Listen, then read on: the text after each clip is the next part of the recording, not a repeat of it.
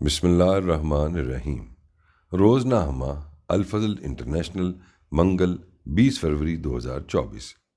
خصوصی اشاعت برائے یوم مسلم ماؤ۔ تعارف کتاب سفر یورپ 1924 از محمود احمد ملک۔ اس ڈائری سے حضرت مسلم موعود رضی اللہ عنہ کی شخصیت اور آپ رضی اللہ عنہ کے اخلاق فاضلہ کے بے شمار پہلو عیاں ہوتے ہیں اور پڑھنے والا ان کی تاثیر کو محسوس کیے بنا نہیں رہ سکتا۔ ایک حدیث مبارکہ میں حضور صلی اللہ علیہ وآلہ وسلم نے سفر کو عذاب کا ٹکڑا فرمایا ہے، لیکن جس سفر کی مشقت اور صعوبت خدا اور اس کے دین کی خاطر اختیار کی جائے، اس سفر میں ایسی برکت عطا کی جاتی ہے کہ جو صدیوں تک اپنی باثمر تاریخ دہراتی چلی جاتی ہے۔ کچھ ایسی ہی کیفیت اس مبارک سفر کی بھی تھی جو سیدنا حضرت مسلم موعود رضی اللہ عنہ نے آج سے ٹھیک 1 صدی قبل 1924 میں اختیار فرمایا۔ اس سفر کا پس منظر یہ ہے کہ انگلستان کی مشہور عالمی ویمبلے نمائش کے موقع پر سوشلسٹ لیڈر مسٹر ولیم لافٹس ہے کی تجویز پر ایک مذاہب کانفرنس کے انعقاد کا بھی فیصلہ کیا گیا، جس میں مذہب اسلام کے متعلق نقطۂ نگاہ پیش کرنے کے لیے سیدنا حضرت مسلم موعود رضی اللہ عنہ کی خدمت میں شرکت کی درخواست کی گئی۔ حضور رضی اللہ عنہ نے احباب جماعت سے مشورے کے بعد اس کانفرنس میں شرکت کا فیصلہ فرمایا اور اس غرض سے قافلہ کے ہمراہ 12 جولائی 1924 کو آپ رضی اللہ عنہ قادیان سے روانہ ہو کر مختلف ممالک میں مختصر قیام فرماتے ہوئے انگلستان تشریف لے گئے۔ وہاں سے 22 نومبر کو قادیان میں مراجعت فرمائی۔ اس سفر کے آغاز سے اختتام تک حضرت بھائی عبد الرحمن قادیانی رضی اللہ عنہ ڈائری کی صورت میں رپورٹ تیار کر کے قادیان بھجواتے رہے۔ اس ڈائری کی اہمیت و افادیت کے پیش نظر بعد ازاں اسے کتابی شکل میں شائع کیا گیا۔ یہی کتاب آج ہمارے زیر نظر ہے۔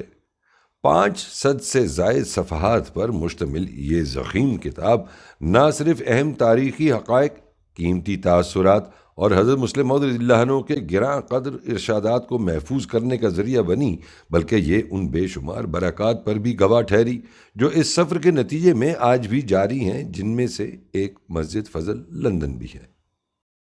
حضرت بھائی عبد الرحمن صاحب قادیانی رضی اللہ عنہ کا انداز بیان اتنا پر لطف اور بے ساختہ ہے کہ شروع سے آخر تک ایک تجسس کے ساتھ قاری صفحات میں سے گزرتا چلا جاتا ہے اور تحریر کی صورت میں گزرنے والے واقعات و شخصیات اس کے ذہن کے پردے پر تصویری فلم کی صورت میں چلتے چلے جاتے ہیں۔ اس ڈائری سے حضرت مسلم موعود رضی اللہ عنہ کی شخصیت اور آپ رضی اللہ عنہ کے اخلاق فاضلہ کے بے شمار پہلو عیاں ہوتے ہیں اور پڑھنے والا ان کی تاثیر کو محسوس کیے بنا نہیں رہ سکتا۔ دیار غیر میں اپنے آقا کی زیارت سے فیضیاب ہونے کی سعادت پانے والے احمدیوں میں زندگی کی نئی لہر کا پیدا ہو جانا تو طبعی امر تھا ہی۔ غیروں نے بھی جس طرح سیدنا مسلم موعود رضی اللہ عنہ کی پذیرائی کی اور آپ رضی اللہ عنہ کے روحانی اثر سے جو پر لذت کیفیات انہیں میسر آئیں، ان کے بارے میں پڑھتے ہوئے روح وجد میں آنے لگتی ہے اور غیر معمولی جذبہ ایمانی قلب میں موجن ہو جاتا ہے۔ کتاب کے مطالعے سے یہ اندازہ بھی ہوتا ہے کہ اس سارے سفر میں حضور رضی اللہ عنہ نے کس قدر مشقت اٹھائی۔ حضرت بھائی عبد الرحمن صاحب رضی اللہ عنہ نے قادیان سے موٹر کے ذریعے بٹالہ تک پہنچنے کی ہی جو رودات بیان کی ہے، اس کو ہی دیکھ لیں کہ یہ مختصر سا سفر بھی کیسا مشقت بھرا تھا۔ اتنے مختصر سے سفر کے دوران کبھی موٹر کے ٹائر سے ہوا نکل جاتی ہے، کچھ دور چل کر پنکچر ہو جاتا ہے اور ٹیوب تبدیل کی جاتی ہے، ایک جگہ پہنچ کر پیٹرول ختم ہو جاتا ہے جو ساتھ لائے گئے ٹینک سے موٹر میں بھرا جاتا ہے۔ کچے راستے پر ایسا ریتلا مقام بھی آتا ہے جہاں موٹر کو دھکیل کر گزارنے کی ضرورت پیش آتی ہے۔ الغرض بڑی مشکل سے اور تاخیر سے بٹالہ ریلوے اسٹیشن پر پہنچ پاتے ہیں، جہاں سینکڑوں احمدی پریشانی کے عالم میں اپنے آقا کے منتظر تھے۔ حضور رضی اللہ عنہ کی آمد کے ساتھ ہی ریزرو بوگی کو گاڑی کے ساتھ لگایا جاتا ہے اور چند منٹ میں گاڑی روانہ ہو کر چند مقامات پر رکتی ہوئی امرتسر پہنچتی ہے۔ ہر اسٹیشن پر احمدی اپنے آقا کی زیارت کے لیے چشم براہ تھے۔ امرتسر میں تو لاہور اور دیگر شہروں سے بھی احباب کثرت سے جمع تھے۔ پھر یہ ریزرو بوگی دوسری گاڑی کے ذریعے دہلی پہنچائی گئی، جہاں سے پھر گاڑی تبدیل کرنے کے بعد یہ قافلہ کئی شہروں سے ہوتا ہوا اور کئی اسٹیشنوں پر رکتا ہوا اپنی منزل مقصود کی طرف گامزن رہا۔ راستے میں ہر اسٹیشن پر احمدیوں کی کثیر تعداد اپنے محبوب امام کی زیارت کے لیے موجود ہوتی۔ عید الاضحیٰ کی نماز بھی حضور رضی اللہ عنہ نے ایک ریلوے اسٹیشن پر پڑھائی اور مختصر خطبہ ارشاد فرمایا۔ اگلے اسٹیشن پر تاخیر سے پہنچنے کے سبب ایک تیز رفتار گاڑی بھی چھوٹ گئی۔ الغرض بڑی تکلیف اٹھا کر قافلہ اپنے مقررہ وقت سے بہت تاخیر سے شام گئے بمبئی پہنچا تو جن اشیاء کی خریداری بمبئی سے کی جانی تھی، وقت کی کمی کے سبب وہ بھی ممکن نہ ہو سکی۔ نہ کمبل اور کپڑے خریدے جا سکے، نہ ہی پھل اور دیگر خوراک کا خاطر خواہ انتظام ہو سکا۔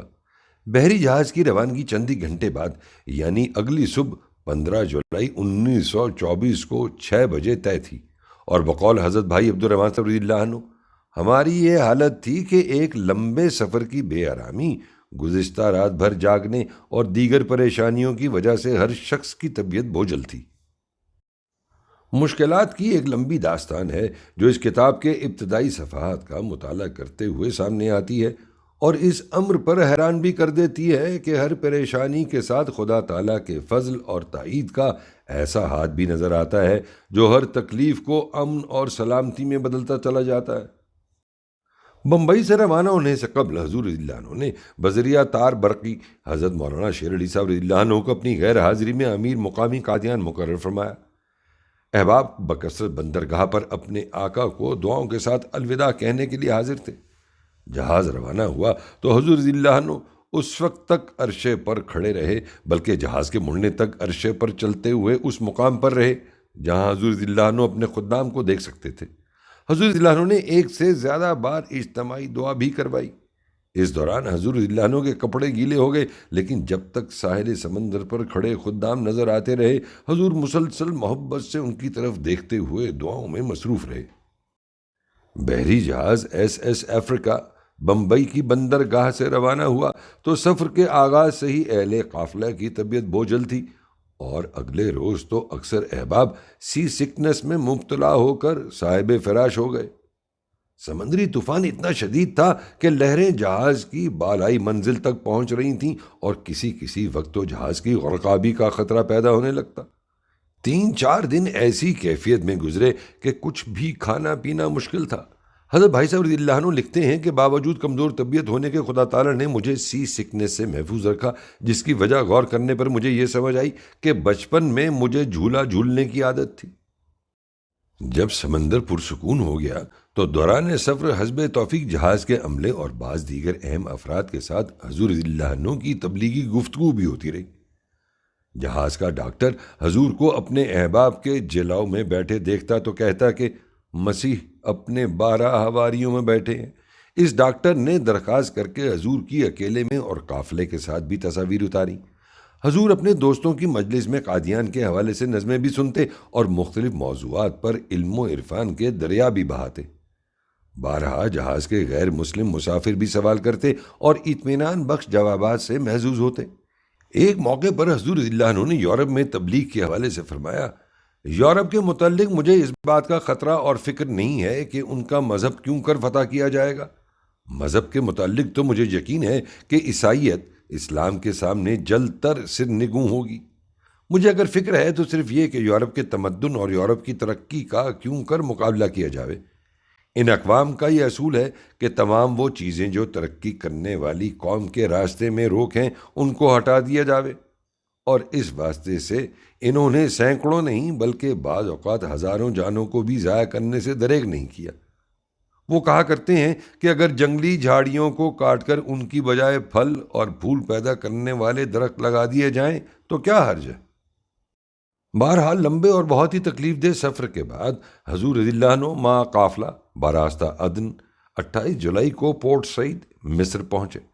31 جولائی کی رات قاہرہ سے بیت المقدس اور دمشق کے لیے بذریعہ ریل گاڑی روانہ ہوئے۔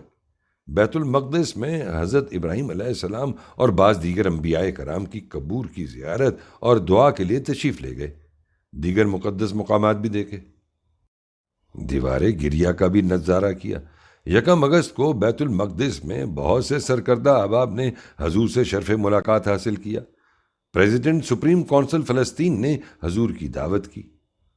سر کلیٹن نے جو فلسطین کے ہائی کمشنر تھے حضور کو 3 اگست کو دعوت پر بلایا، جس میں مسلمانوں کے سیاسی مستقبل پر خصوصیت سے گفتگو ہوئی۔ اسی روز قدس سے روانہ ہوئے اور اگلے روز براستہ حیفا دمشق روانہ ہوئے، جہاں ایک ہفتہ قیام فرمایا۔ گو وہاں کے اکثر مسلمان علماء نے حضور کی شدید مخالفت کی، لیکن اخباری نمائندوں نے حضور کے اس سفر پہ خصوصی ریویو لکھے اور جماعت کی پبلسٹی توقع سے بہت زیادہ ہوئی۔ چنانچہ حضور کی وہاں سے روانگی کے وقت تک کئی صد افراد حضور سے ملنے آتے رہے۔ حضور نے دمشق میں متعدد مجالس سوال و جواب میں نہایت پر حکمت جواب ارشاد فرمائے۔ چنانچہ اہل علم خصوصیت سے حضور کی سحر انگیز شخصیت سے متاثر ہو کر حلقہ ارادت میں شامل ہوئے۔ ایک مجلس میں حضور اللہ عنہ سے ملاقات کرنے والے ایک عالم نے سختی سے سوالات کرتے ہوئے جب یہ پوچھا کہ نبی اور رسول کی آمد کی کیا ضرورت پڑی ہے؟ کیا کوئی فساد ہمارے کپڑوں اور لباس میں نظر آتا ہے یا اعمال اور کاروبار سے ظاہر ہوتا ہے؟ تو حضور اللہ عنہ نے فرمایا، ظاہر نہیں بلکہ مسلمانوں کے دل بگڑ گئے ہیں، عقائد بگڑ گئے ہیں، شاعر اللہ کی عزت اور احترام باقی نہیں، نماز کی پابندی نہیں، زکوٰۃ کی ادائیگی نہیں، اور اسلام صرف نام و رسم کا باقی ہے۔ اس پر اس شخص نے کہا کہ صرف دمشق کے ایک شہر میں ہم لوگ اتنی زکوٰۃ ادا کرتے ہیں کہ 75 لاکھ روپیہ سالانہ جمع ہو جاتا ہے۔ حضرت نے فرمایا کہ وہ تم اپنی خوشی سے نہیں دیتے، وہ تو چھین کر تم سے لیا جاتا ہے، اور اول تو میں یقین ہی نہیں کرتا کہ صرف ایک شہر میں اس قدر روپیہ جمع ہوتا ہو۔ اگر ایسا ہے تو پھر غربت کیسی؟ وہ روپیہ ہے کہاں؟ اس پر وہاں بیٹھے ہوئے ان صاحب کے ساتھیوں نے ان کو سمجھایا کہ حضور کی بات بالکل درست ہے، اتنی رقم تو سارے ٹیکس اور محصول وغیرہ ڈال کر ہی بن سکتی ہے۔ دوسروں کے سمجھانے پر وہ شخص نرم ہو گیا اور ادب سے بات کرنے لگا۔ کئی لوگوں نے مبلغ بھجوانے کی درخواست کی تو حضور نے فرمایا کہ جلد ہی یہاں مبلغ بھیجا جائے گا اور انشاءاللہ جرائد وغیرہ بھی جاری کر دیے جائیں گے۔ حضور رضی اللہ عنہ سے ملاقات کے لیے آنے والوں میں مولوی عبد القادر نہایت جوشیلے اور نیچری خیالات کا آدمی تھا۔ بہت سے سوالات کے جواب پا کر بھی وہ کہنے لگا کہ ہم لوگ عرب ہیں، اہل زبان ہیں، قرآن کو خوب سمجھتے ہیں، اور ہم سے بڑھ کر کون قرآن کو سمجھے گا وغیرہ۔ اس پر حضور نے کسی قدر سختی سے جواب دیا اور فرمایا کہ تم شامی لوگ لغت قرآن کو بالکل نہیں جانتے، تمہاری زبان قرآن کی زبان نہیں، تم لوگ بھی اسی طرح سے لغت کے محتاج ہو جس طرح سے ہم ہیں۔ ہمیں خدا نے قرآن سکھایا اور سمجھایا ہے۔ ہماری زبان باوجود ہے کہ ہم لوگ اردو میں گفتگو کرنے کا محاورہ رکھتے ہیں اور عربی میں بولنے کا ہمیں موقع نہیں ملتا، مگر تم سے زیادہ فصیح و بلیغ ہے۔ حضور رضی اللہ عنہ نے بڑے زور سے عربی میں ایسی فصیح گفتگو فرمائی کہ وہاں بیٹھے ہوئے حضرت سید عبد القادر جیلانی رحمہ اللہ کی اولاد میں سے ایک بزرگ بھی مولوی عبد القادر کو کہنے لگے کہ واقعی ان کی زبان ہم لوگوں سے زیادہ فصیح ہے۔ اس پر مولوی عبد القادر نے کچھ نرمی اختیار کی اور ادب سے گفتگو کرنے لگا۔ جب ختم نبوت پر بات کرتے ہوئے حضور رضی اللہ عنہ نے قرآن کریم کی آیات پیش فرمائیں تو کہنے لگا کہ قرآن سے بھی کوئی مسئلہ حل ہو سکتا ہے، کوئی تفسیر تو ہو۔ اس پر حضور نے اس کو ایسا جواب دیا کہ وہ بیچارگی کی تصویر بن کر رہ گیا۔ اس نے یہ بھی اعتراض کیا کہ حضرت مسیح موعود علیہ السلام کی کتابوں میں زبان کی غلطیاں ہیں۔ حضور نے فرمایا کہ تم میں اگر کچھ طاقت ہے تو ان اغلاط کا اعلان کر دو یا ان کتب کا جواب لکھ کر شائع کر دو، مگر یاد رکھو کہ تم ہرگز نہ کر سکو گے۔ اگر قلم اٹھاؤ گے تو تمہاری طاقت تحریر سلب کر لی جاوے گی، تجربہ کر کے دیکھ لو۔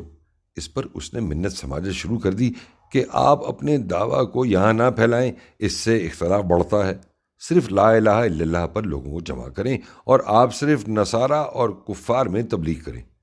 حضور رضی اللہ عنہ نے پرشوقت لہجے میں ان باتوں کا جواب دیتے ہوئے فرمایا کہ اگر یہ منصوبہ ہمارا ہوتا تو ہم چھوڑ دیتے، مگر یہ خدا کا حکم ہے، اس میں ہمارا اور سیدنا حضرت مسیح موعود علیہ السلام کا کوئی دخل نہیں۔ خدا کا یہ حکم ہم پہنچائیں گے اور ضروری پہنچائیں گے۔ لن نبرح الارض کا قول ہمارا بھی قول ہے، ہم مشکلات، مصائب اور مخالفت سے خوف نہیں کھاتے، خواہ قتل بھی کیے جائیں۔ کابل نے آخر ہمارے آدمی قتل کیے، مگر ہم نے تبلیغ نہیں چھوڑی اور نہ چھوڑیں گے۔ بعض نے سوال کیا کہ کیا آپ پر بھی وحی نازل ہوتی ہے؟ حضور رضی اللہ عنہ نے فرمایا کہ ہاں، بعض دن، مگر میں نبی نہیں ہوں، مجھ پر بشارت کے طور پر وحی نازل ہوتی ہے۔ ایک شخص نے اصرار کر کے کتاب اسلامی اصول کی فلسفی کا تقاضا کیا اور لے کر بہت ہی خوش ہوا، پھر ادب سے عرض کیا کہ حضور، میں نے آپ کو دین کا خادم پایا ہے، اور جو غیرت اور حمیت آپ میں اسلام کے واسطے ہے میں نے آج تک دنیا میں کسی میں نہیں دیکھی۔ اخبارات کے مالکان اور ایڈیٹرز، تعلیم یافتہ طبقہ اور خواص نے اتنی محبت سے اپنے جذبات کا اظہار کیا تو حضور رضی اللہ عنہ نے دمشق میں اپنا قیام 2 روز کے لیے بڑھا دیا۔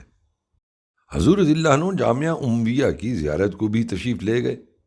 مسجد کے وسط میں ایک حجرے کے اندر ایک قبر کی طرف اشارہ کر کے ایک شخص نے عرض کیا کہ حضرت یحییٰ کی قبر ہے۔ حضور رضی اللہ عنہ نے فرمایا کہ یہ بات صحیح نہیں ہے، وہ تو القدس میں فوت ہوئے اور وہیں ان کی قبر ہے۔ پھر حضور نے مسجد کی وسعت کو دیکھ کر فرمایا کہ یہ وہ مسجد ہے جہاں یقیناً صحابہ نے نمازیں پڑھی ہیں۔ مسجد کی عمارت اور وسعت سے پتہ لگ سکتا ہے کہ اس زمانے میں کس قدر لوگ نماز کے پابند تھے۔ حضور نے اندازہ کرایا تو معلوم ہوا کہ 6-7 ہزار آدمی مسجد کے اندر اور اسی قدر صحن میں بھی نمازی آ سکتا ہے۔ مسجد کے 2 مینار ہیں جو سرخی مائل ہیں، ایک پر اذان کہی جاتی ہے اور دوسرا بالکل بند پڑا ہے۔ کہتے ہیں کہ اس کو حضرت مسیح علیہ السلام کے نازل ہونے کے واسطے ریزرو رکھا ہوا ہے۔ دمشق میں منارہ بیضا کے بالکل قریب ہوٹل سنترال میں اللہ تعالیٰ نے اپنی حکمت کاملہ کے ماتحت حضرت مسلم موعود رضی اللہ عنہ کو ٹھہرایا۔ اگرچہ کسی بہترین ہوٹل کا انتخاب کرنے کے لیے بہت کوشش کی گئی لیکن کہیں جگہ نہ ملی۔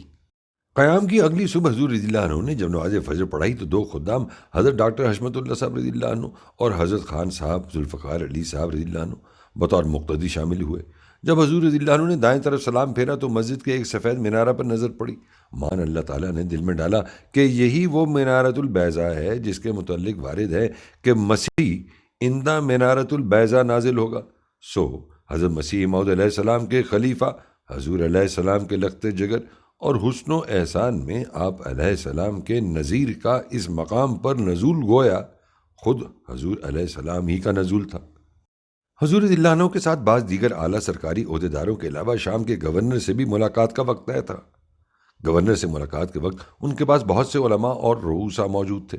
حضور نے گورنر سے پوچھا کہ اگر ہم اپنے مبشرین یہاں بھجوائیں تو کیا کوئی سرکاری روک تو نہیں، اور کیا گورنر کی طرف سے ان کی صرف اخلاقی مدد کی جا سکے گی؟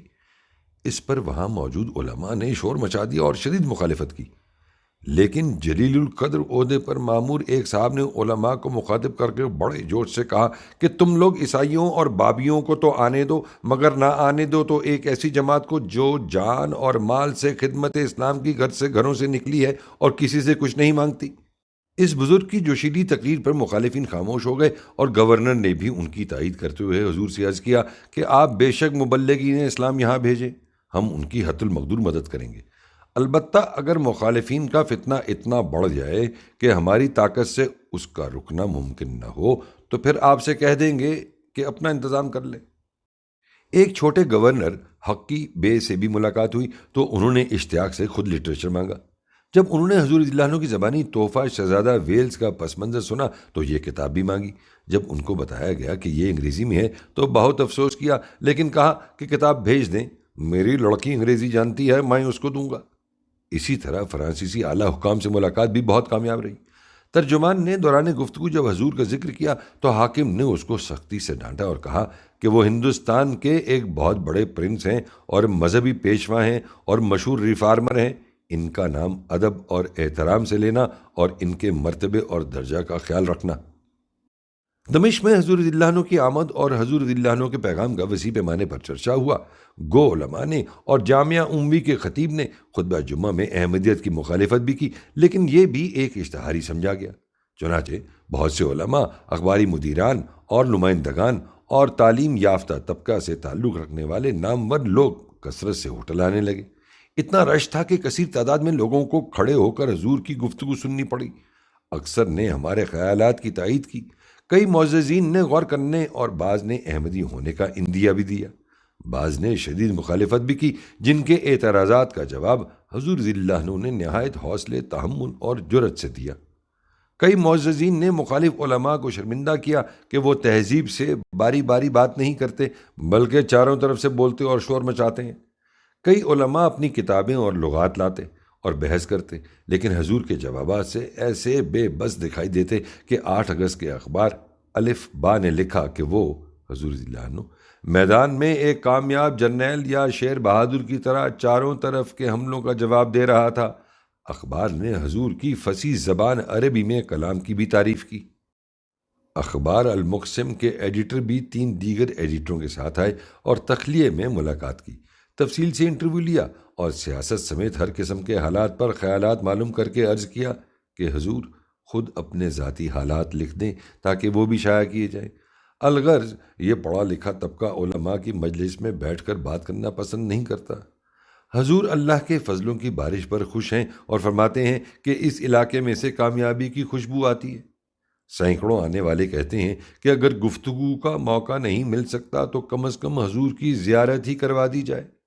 ایک معترض نے آ کر بلند آواز سے کہا کہ آپ لوگ تارک الصلاۃ ہیں، کیونکہ کل آپ مسجد اموی آئے تھے لیکن نماز ادا کیے بغیر وہاں سے چلے آئے۔ اس پر حضور رضی اللہ عنہ نے فرمایا کہ تم بتاؤ کہ کیا صحابہ اس طرح سے نماز پڑھا کرتے تھے جس طرح تم پڑھتے ہو؟ تم نے 4 مسلے بچھا رکھے ہیں اور مختلف فرقے الگ الگ جماعت کرواتے ہیں۔ چنانچہ اس نے اقرار کیا کہ واقعی یہ خطا ہے۔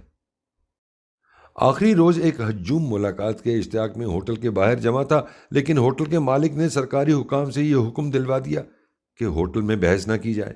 اس پر کئی معززین اور علمی طبقے سے تعلق رکھنے والوں نے بحث کرنے والے علماء کو کوسا اور جوہلا قرار دیا۔ حلب کے مدیر نے بھی بحث کرنے والوں پر افسوس کا اظہار کیا۔ پولیس نے آ کر حضور کو بتایا کہ ہم آپ کی حفاظت کے لیے آئے ہیں کیونکہ باہر گلی میں ہجوم آ گیا ہے جو مخالف علماء نے بھجوایا ہے۔ اس پر حضور نے ہوٹل کی بالائی منزل کی گیلری سے نیچے دیکھا اور ہجوم کو السلام علیکم کہا۔ ان لوگوں نے وعلیکم السلام عرض کیا اور کسی نے کوئی نازیبہ حرکت نہیں کی۔ معلوم ہوتا تھا کہ وہ لوگ صرف حضور کی زیارت کرنے اور باتیں سننے کے لیے آئے ہیں، لیکن پولیس والے خود اپنی ذمہ داری سے خوفزدہ تھے، اس لیے حضور کے قافلے والوں کو بھی باہر نہ نکلنے کی تاکید کر رہے تھے۔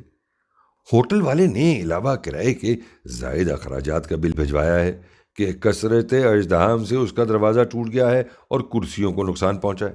نیز پولیس کے آنے اور ہجوم کے اکٹھا ہونے سے اس کا کھانا بک نہیں سکا، چنانچہ کھانے کا سارا خرچ بھی ہم سے مانگا ہے۔ حضور رضی اللہ عنہ نے فرمایا کہ اس کے نقصانات کو دیکھ لیا جاوے، اگر واقعی ہوئے ہیں تو ادا کر دیے جائیں۔ اگلے روز کئی ایڈیٹر صاحبان نے آ کر حضور کے انٹرویو اور فوٹو لیے۔ بعض حکام بھی آئے اور تسلی دی کہ مخالفت پر کسی قسم کا اندیشہ نہ کریں۔ اب بھی آنے والوں کا تانتا بندھا ہوا ہے، لیکن اب ان کو پولیس سے اجازت حاصل کرنا پڑتی ہے۔ مختلف کالجوں کے طلباء بھی آئے جو کہتے تھے کہ حضور نے ان سوالوں کا جواب بھی دیا ہے جن کا دوسرے علماء نہیں دے سکتے۔ اخبارات میں حضور کے حوالے سے مضامین کثرت سے شائع ہو رہے ہیں۔ اخبارات ہاتھوں ہاتھ بک رہے ہیں کہ بعض پرچے اہل قافلہ کو تلاش کرنے پر بھی نہ مل سکے۔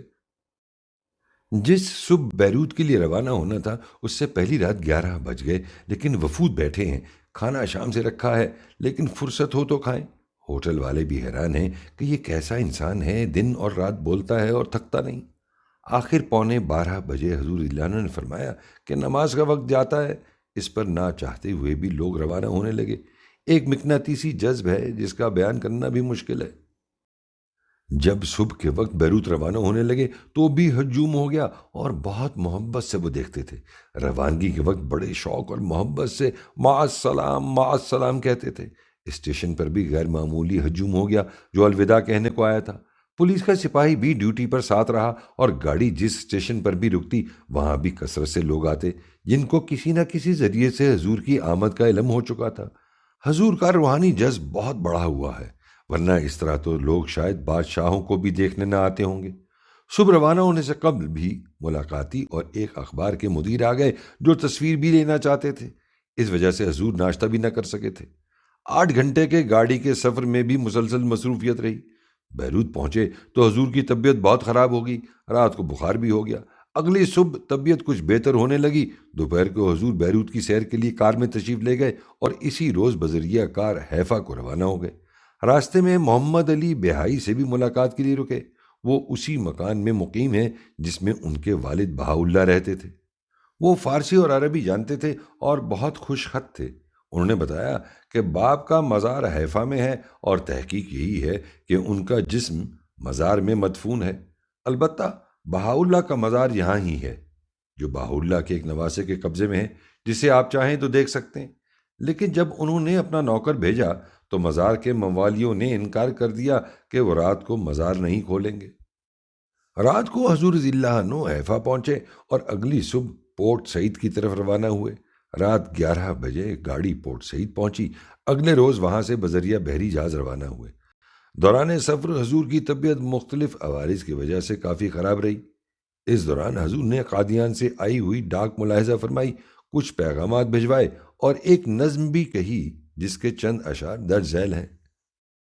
اہل پیغام، یہ معلوم ہوا ہے مجھ کو بعض احباب وفا کیش کی تحریروں سے، میرے آتے ہی ادھر تم پہ کھلا ہے یہ راز، تم بھی میدان دلائل کے ہو رن بیروں سے، تم میں وہ زور وہ طاقت ہے اگر چاہو تو چلنی کر سکتے ہو تم پشتے عدو تیروں سے، آزمائش کے لیے تم نے چنا ہے مجھ کو، پشت پر ٹوٹ پڑے ہو میری شمشیروں سے، حق تعالیٰ کی حفاظت میں ہوں میں، یاد رہے وہ بچائے گا مجھے سارے خطا گیروں سے، پھیر لو جتنی جماعت ہے میری بیعت میں، باندھ لو ساروں کو تم مکروں کی زنجیروں سے، پھر بھی مغلوب رہو گے میرے تا یوم الباس، ہے یہ تقدیر خداوند کی تقدیروں سے، جن کی تائید میں مولا ہو انہیں کس کا ڈر، کبھی صیاد بھی ڈر سکتے ہیں نخچیروں سے۔ 16 اگست کو حضور کا جہاز اٹلی کی بندرگاہ برنزی پہنچا۔ وہاں سے بذریعہ ٹرین روانہ ہو کر اگلے روز روم پہنچے۔ یہاں حضور نے رومیوں کے پرانے حمام، اصحاب الکہف کے کھنڈرات، نیز دیگر مشہور تاریخی مقامات دیکھے۔ روم میں حضور سے ایک اخباری نمائندے نے انٹرویو کرتے ہوئے یہ بھی پوچھا کہ عالمگیر صلح کس طرح ممکن ہے۔ حضور نے تفصیلی جواب میں فرمایا کہ حضرت مسیح موعود علیہ السلام کا نام اللہ تعالیٰ نے امن و صلح کا شہزادہ رکھا ہے، اور آئندہ دنیا کا امن آپ علیہ السلام کی ذات سے ہی وابستہ ہے۔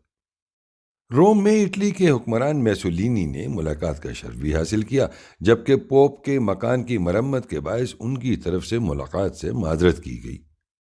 روم سے بذریعہ ٹرین روانہ ہو کر فرانس کی بندرگاہ کیلے پہنچے، جہاں سے بذریعہ جہاز سمندر عبور کیا اور ڈوور پہنچ کر پھر ٹرین کے ذریعے 22 اگست کی شام کو مع قافلہ لندن پہنچے۔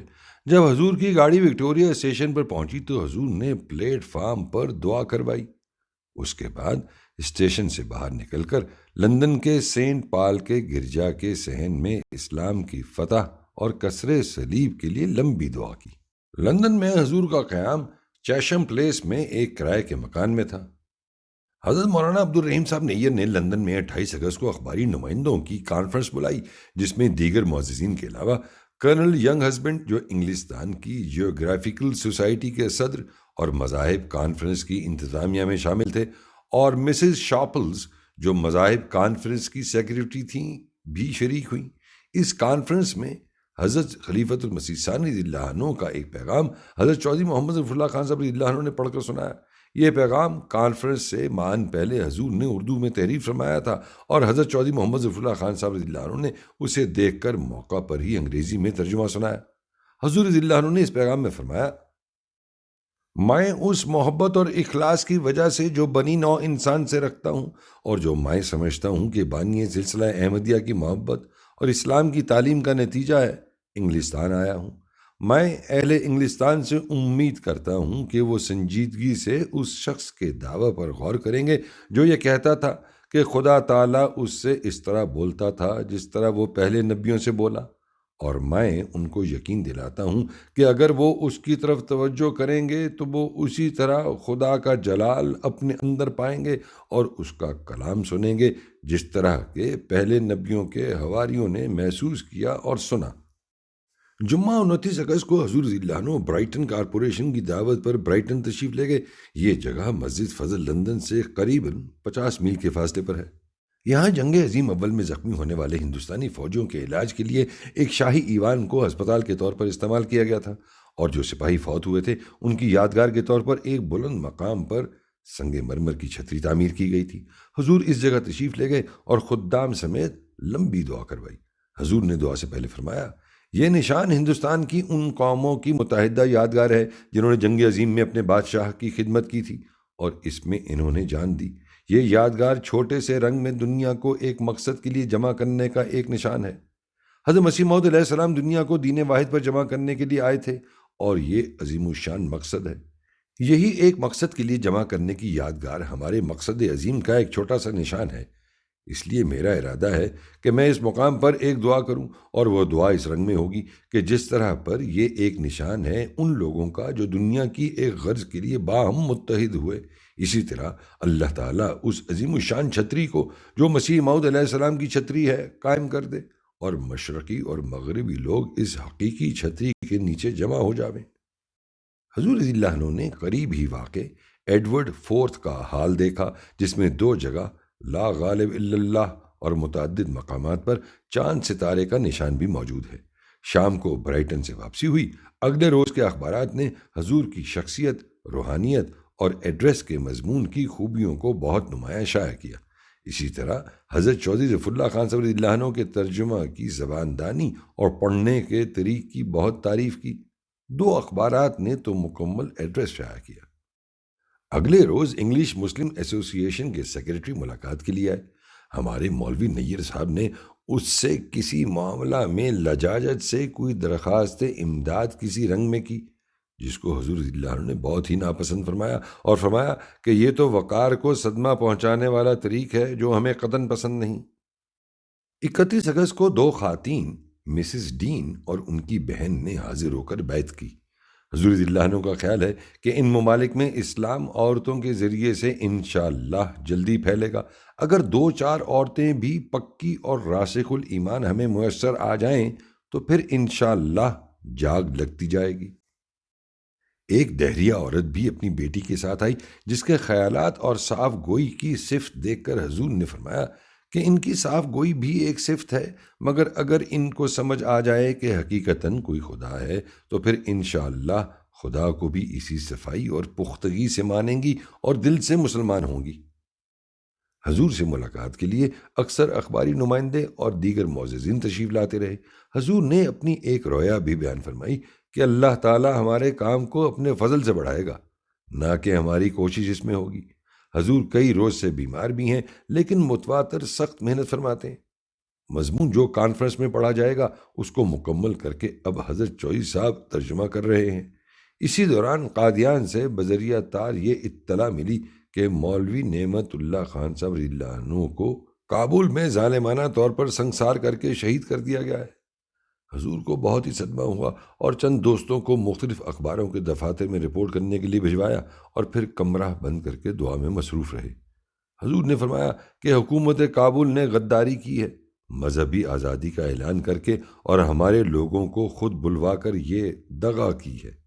ان وحشیانہ مظالم کی لندن میں ہر ممکن تشہیر کی جائے اور تمام مہذب ممالک کی حکومتوں کو تاریں دی جائیں۔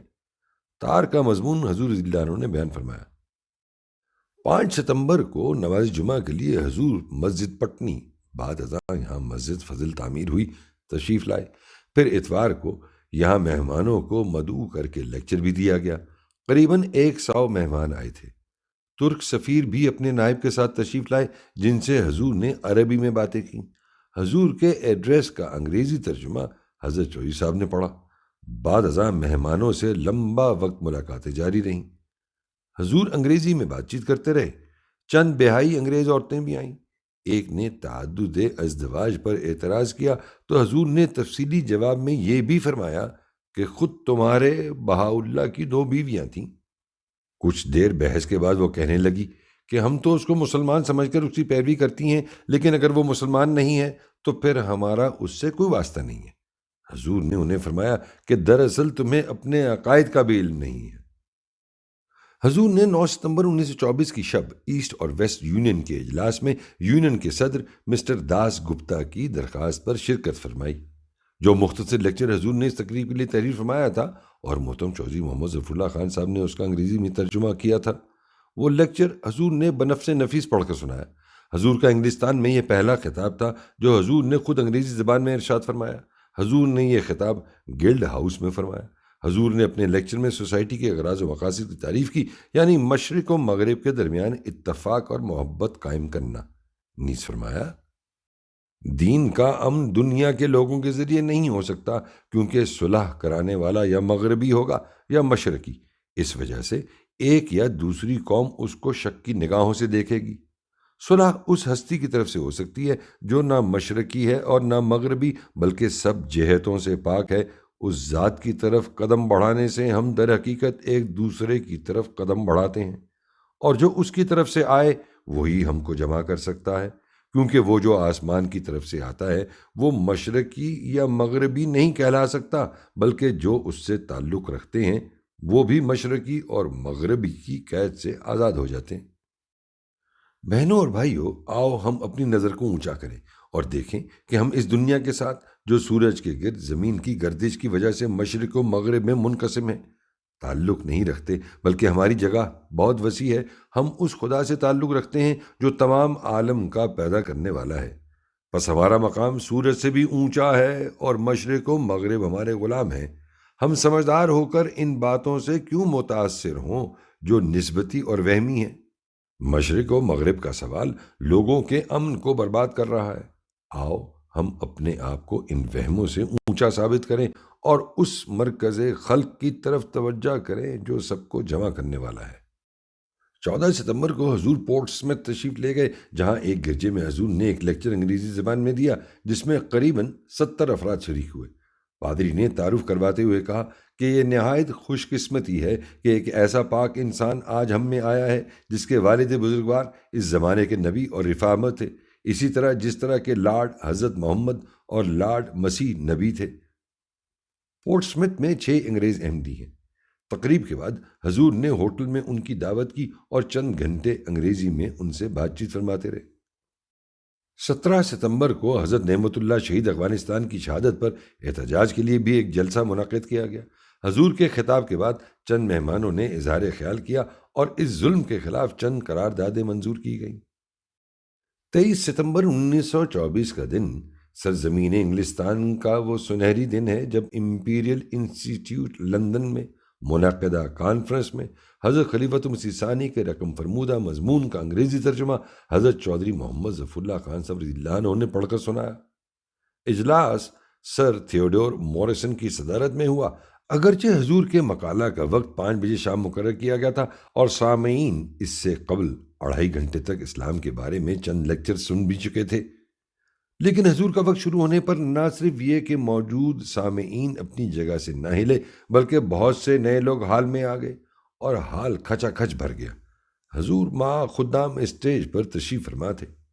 صاحب صدر کی طرف سے دعوت خطاب پر حضور نے کھڑے ہو کر اعلان فرمایا کہ حضور کا مضمون حضور کے مرید چودھری محمد ظفر اللہ خان صاحب بار ایٹ لا پڑھ کر سنائیں گے، اور ازراہ شفقت حضور نے محترم چودھری صاحب کے کان میں فرمایا، گھبرانا نہیں، میں دعا کروں گا۔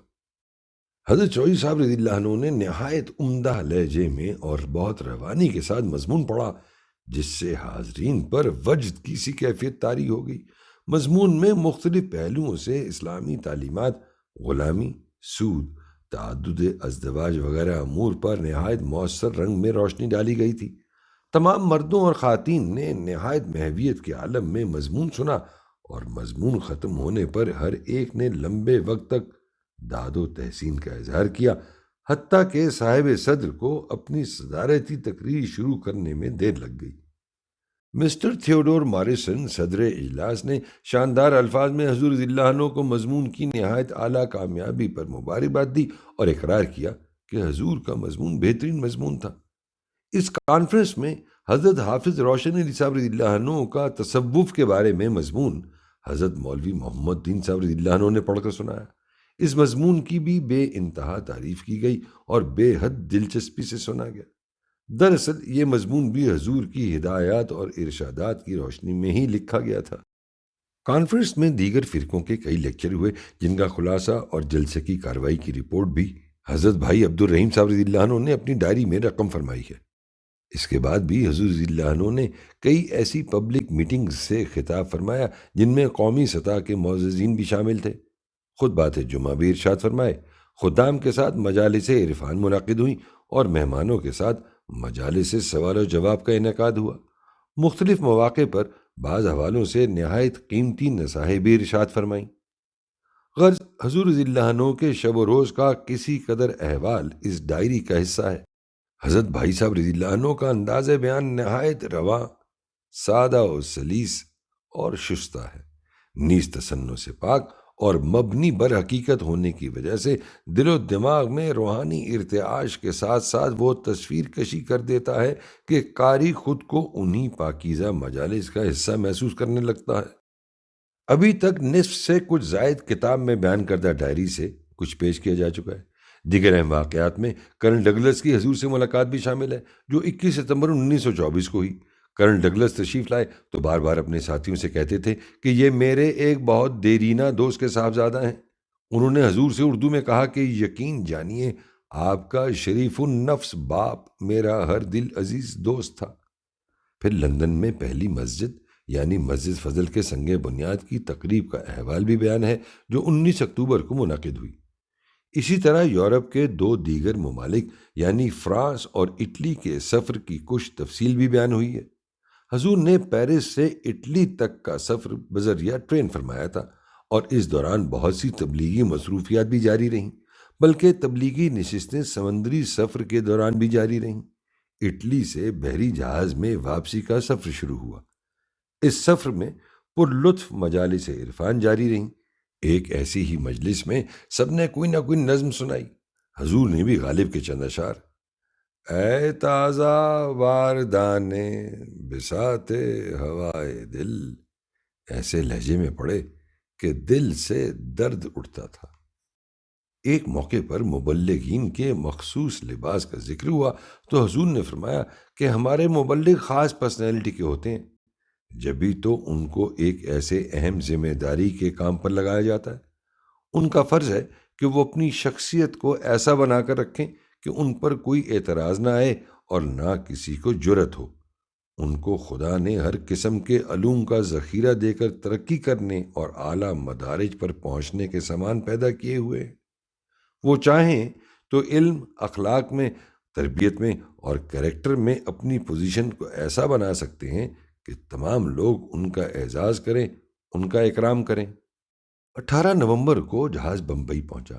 کئی شہروں سے احمدی اپنے آقا کا استقبال کرنے کے لیے بندرگاہ پر آئے ہوئے تھے۔ حضور نے ایک لمبی دعا کے ساتھ سرزمین ہند پر قدم رکھا۔ بعض فوٹوگرافر اور اخبارات کے نمائندے بھی موجود تھے۔ حضرت مفتی محمد صادق صاحب رضی اللہ عنہ نے جماعت کی طرف سے ایڈریس پیش کیا، جس کا حضور نے جواب دیا۔ پھر کئی دیگر شہروں کی طرف سے ایڈریس پیش کیے جاتے رہے، جن کے جواب دیتے ہوئے حضور نے جو گراں قدر نصائح جماعت کو فرمائی وہ آج بھی ہمارے لیے مشعل راہ ہیں۔ محترم قارئین، اب تک حضرت بھائی عبد الرحمن صاحب رضی اللہ عنہ کی ڈائری کے حوالے سے ہی مختصراً عرض کیا گیا ہے، لیکن دراصل یہ ایسا عظیم الشان سفر تھا جس میں انگلستان کی روحانی فتح کی بنیاد رکھ دی گئی تھی۔ اس عظیم الشان تاریخی سفر میں ایک ایسا واقعہ بھی پیش آیا جس کو تاریخ احمدیت میں ہمیشہ سنہری حروف میں لکھا جاتا رہے گا۔ یہ پرحکمت واقعہ انگلستان میں مقیم ہر احمدی کو ہمیشہ پیش نظر رکھنے کی ضرورت ہے۔ اس واقعے کا پس منظر یہ تھا کہ 1066 عیسوی میں ولیم ڈیوک آف نارمنڈی نے، جو بعد میں فاتح ولیم دی کانکرر کے نام سے مشہور ہوا، نارمن لشکر کی مدد سے انگلستان پر حملہ کر دیا اور اسے فتح کر لیا۔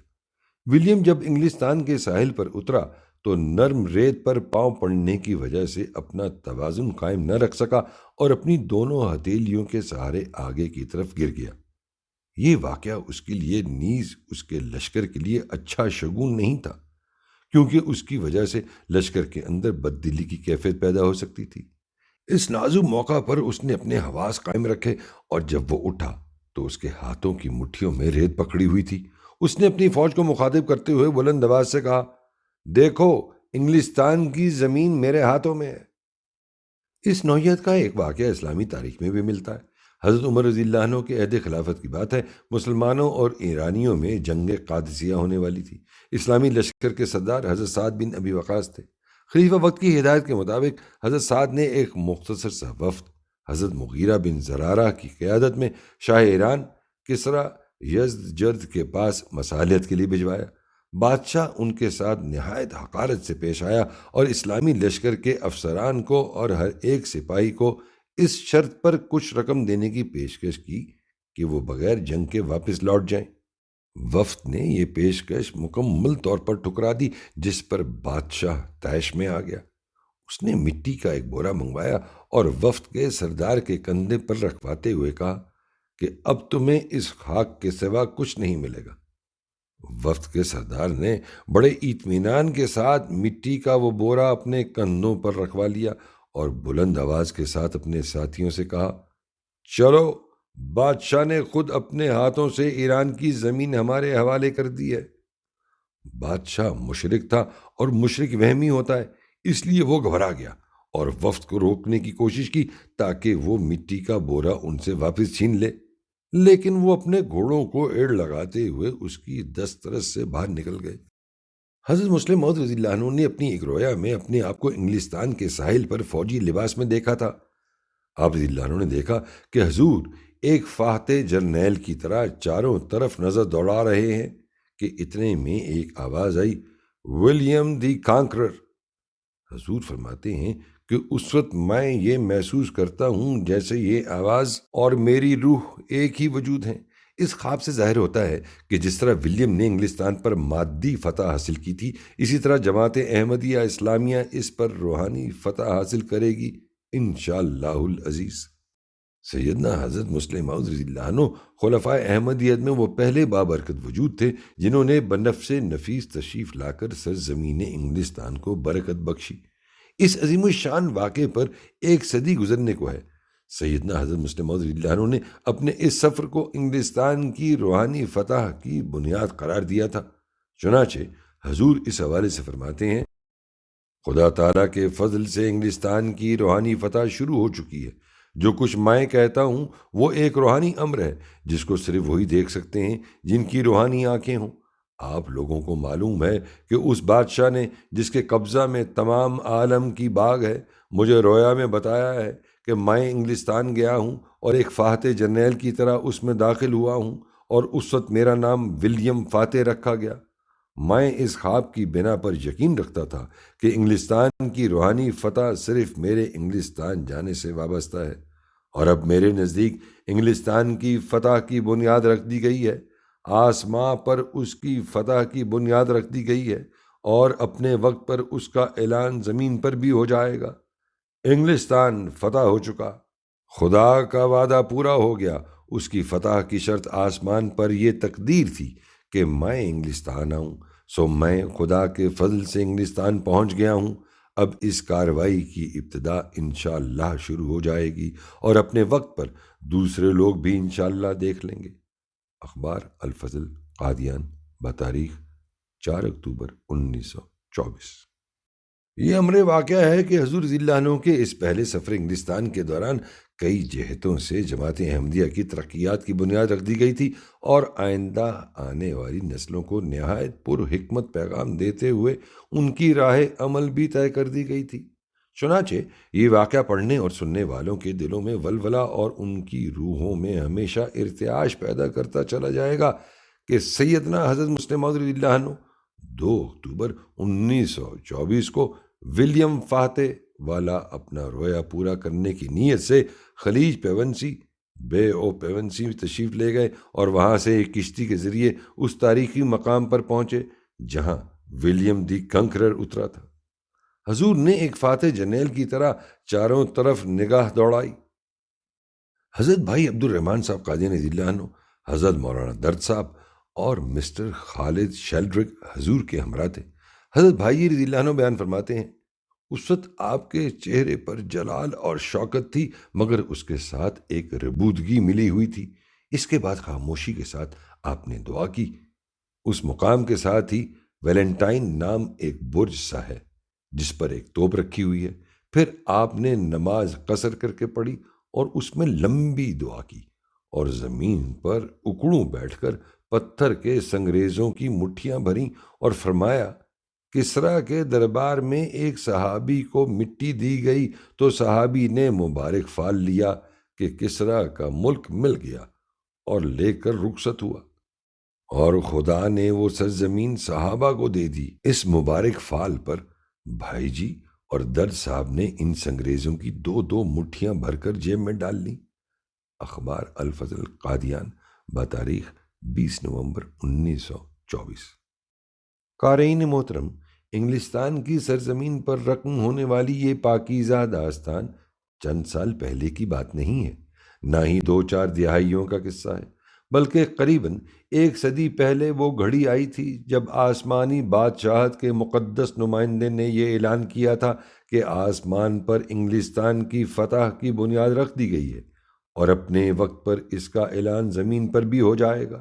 بس ہمارے لیے یہ بہت سوچنے، غور و فکر کرنے اور اپنے کردار کا دیانتداری سے جائزہ لینے کا مقام ہے کہ آج قریباً 1 صدی گزر جانے کے بعد اگر آج تیسری چوتھی نسل کے ایک نئے موڑ پر ہم تاریخ کے اوراق میں درج خوشخبریوں میں حقیقت کا رنگ بھرنے کی اپنی ذمہ داری ادا نہیں کر پا رہے، اگر ابھی تک ہم نے اپنے مقدس خلفاء کی آواز من انصاری اللہ پر لبیک کہتے ہوئے نانو انصار اللہ کی صدا بلند نہیں کی، اگر ابھی تک ہم نے اپنے پیارے امام ایدہ اللہ تعالیٰ بن نصیر عزیز کی بار بار یاد دہانیوں کے باوجود اپنے عہد بیت کو نبھانے کے لیے دعوت اللہ کے اس عظیم الشان کام میں حضرت مسیح موعود علیہ السلام اور آپ علیہ السلام کے خلفائے اعظام کا مددگار بننے کے لیے اپنی تمام تر صلاحیتوں کے ساتھ اس عظیم کام کو سر انجام دینے کے لیے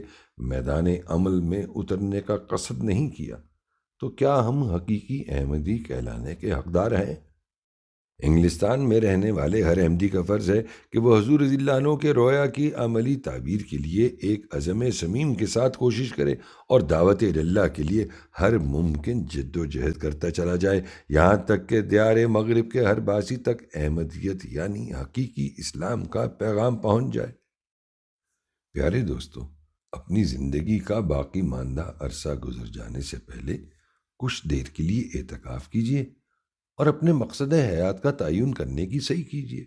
ہم جانتے ہیں کہ جب تک ہم میں سے ہر شخص خلافت حقہ کی مسند پر فائز اپنے امام اس بابرکت وجود کی آواز پر کما حق و لبیک نہیں کہے گا اور ایک عزم صمیم کے ساتھ اپنے اس عہد کو پورا کرنے کی کوشش نہیں کرے گا جو خدا تعالیٰ کی وحدانیت اور حضرت اقدس محمد رسول اللہ صلی اللہ علیہ وآلہ وسلم کی رسالت کی گواہی دیتے ہوئے ہم اپنے ہر عہد بیت کے موقع پر دہراتے چلے جاتے ہیں، تب تک دعوت اللہ کی راہ میں نحنو انصار اللہ کہنے کا حق ہم سے ادا نہیں ہو سکتا۔ خدا تعالیٰ ہمیں توفیق عطا فرمائے کہ ہم حقیقی معنوں میں دین اسلام کی سربلندی کے لیے اپنا کردار ادا کرنے والے ہوں، اور سیدنا حضرت مسلم موعود رضی اللہ عنہ کی پاکیزہ روح جس عالمی روحانی نقشے کو اپنی چشم تصور میں بسا کر ہم سے رخصت ہوئی تھی، ہم اپنی جان آفرین کے سپرد کرنے سے پہلے خلفائے کرام کے نقش قدم پر چلتے ہوئے اس روحانی جہاد میں اپنا عاجزانہ عمل پیش کر کے اپنے رب کے حضور سرخرو ہو جائیں۔ سیدنا حضرت مسلم موعود رضی اللہ عنہ کی قلبی کیفیات کا ترجمان یہ شعر ہمیشہ ہمارے پیش نظر رہنا چاہیے کہ محمود کر کے چھوڑیں گے ہم حق کو آشکار، روئے زمین کو خواہ ہلانا پڑے ہمیں۔ صدقہ ابن سعید۔